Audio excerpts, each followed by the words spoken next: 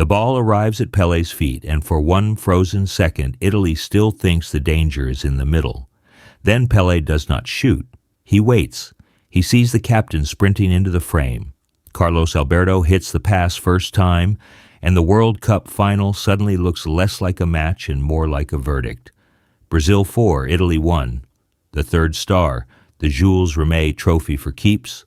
A team goal so clean that people still talk about it like football discovered its final form in Mexico City. But this film is not just about one beautiful goal. It is about how the 1970 World Cup turned football into a global picture.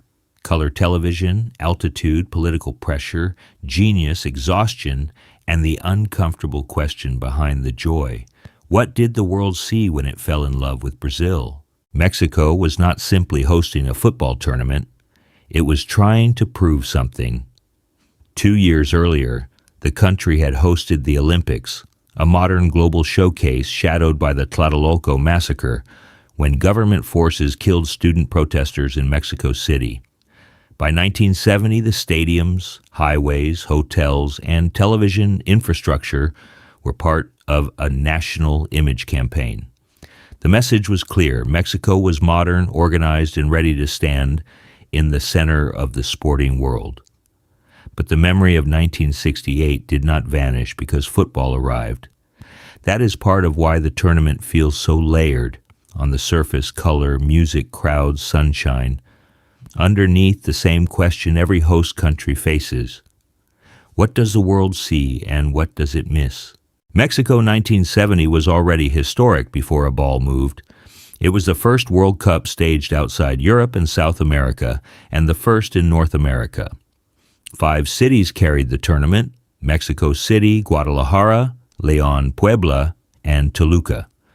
The showpiece was the Estadio Azteca, a giant concrete bowl sitting more than 7,000 feet above sea level. That altitude mattered. So did the heat.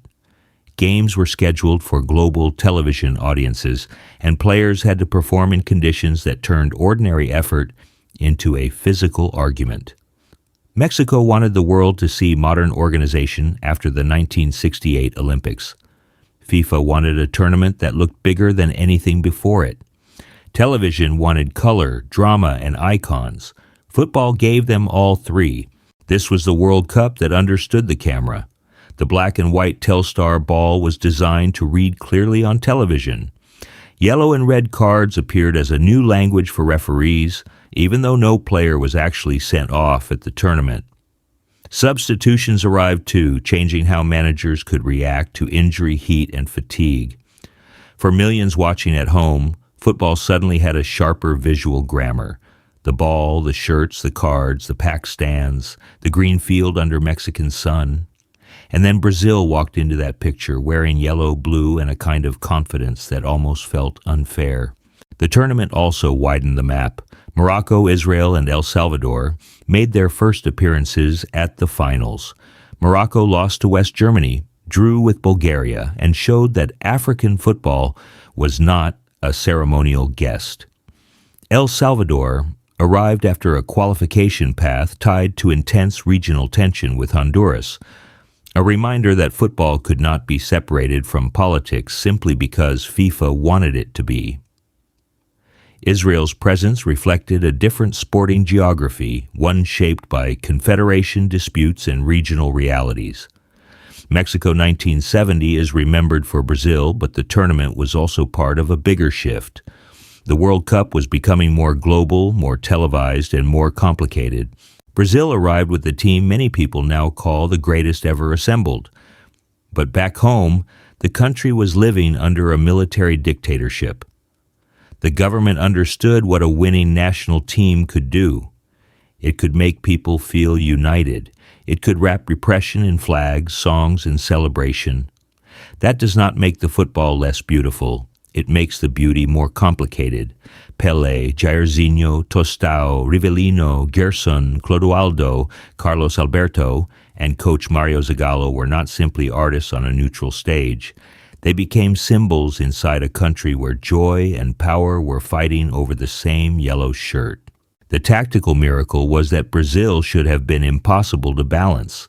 The front line was full of players who wanted the ball, thought like playmakers, and could decide games by themselves.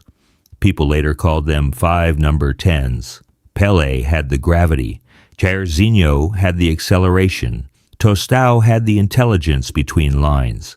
Rivellino had the left foot and the violence of a free kick. Gerson could slow the entire match down, then split it open with one pass. Zagallo's job was not to make them smaller. It was to make their freedom useful. Brazil did not play like 11 separate stars. They played like one argument for imagination. The group stage match against England felt like a test of eras. England were defending champions, disciplined, experienced, and built around control. Brazil were freer, brighter, and more dangerous in transition. The match produced the save that refuses to age. Pele's header drove down toward the corner. Gordon Banks somehow changed direction, clawed it over the bar, and turned a certain goal into disbelief. But England did not escape. Pele later found Jairzinho, and Jairzinho smashed in the only goal. Brazil won 1-0. It was not a destruction. It was more revealing than that. The champions could survive Brazil for long stretches, but they could not keep Brazil out of history. Brazil's tournament was full of moments that did not even need to become goals to become mythology. Against Czechoslovakia, Pele tried to score from almost the halfway line. Against England, Gordon Banks somehow clawed away Pele's downward header, a save so famous it became its own monument. Brazil still won that match through Jairzinho. Against Uruguay, Pele let the ball run past the goalkeeper without touching it, ran around him on the other side, and missed the finish by inches. Think about that. One of Pele's most remembered World Cup moments is a goal he did not score. That is how deep the spell was. The quarterfinal against Peru deserves more love than it usually gets. Peru were not just background scenery for Brazil's march. They were elegant, brave, and coached by Didi, a Brazilian legend who understood the language Brazil wanted to speak.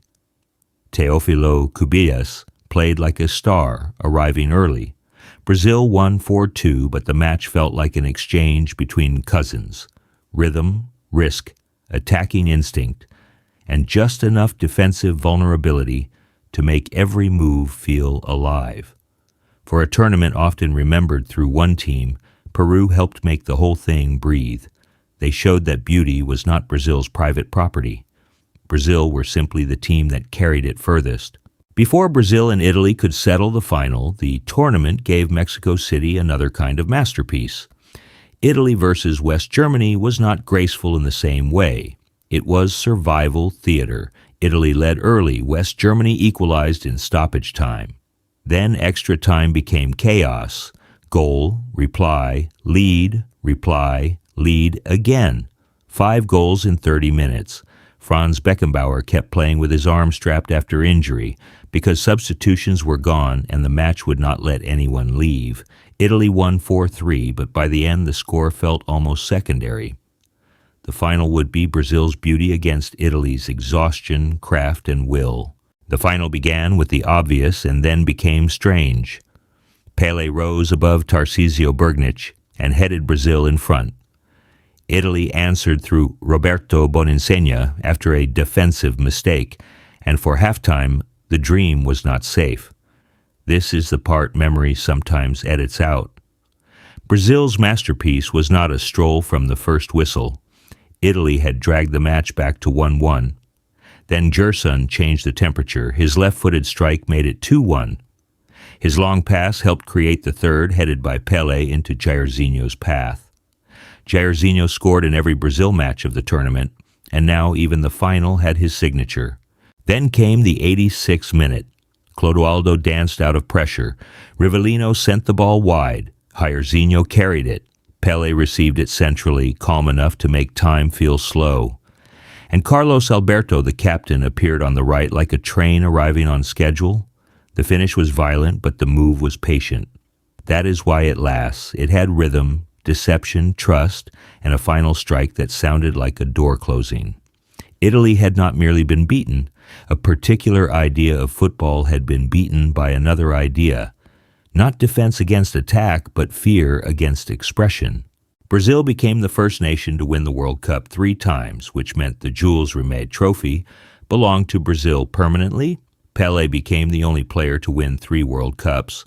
Mario Zagallo became the first man to win the tournament as a player and as a coach. And then history added a darker footnote. In 1983, the trophy was stolen in Brazil and never recovered. The object disappeared. The image did not. Pele in yellow, Carlos Alberto striking through the ball.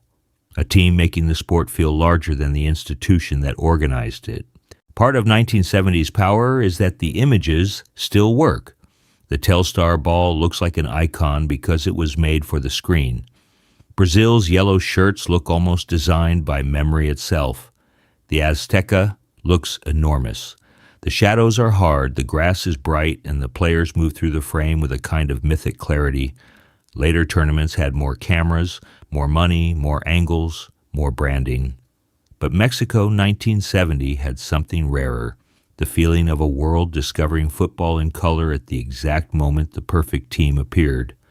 That timing cannot be manufactured. It can only happen once. So what was Mexico 1970? It was not just the World Cup Brazil won. It was the World Cup that taught football how to live in memory. It had a host country using sport to show modern ambition.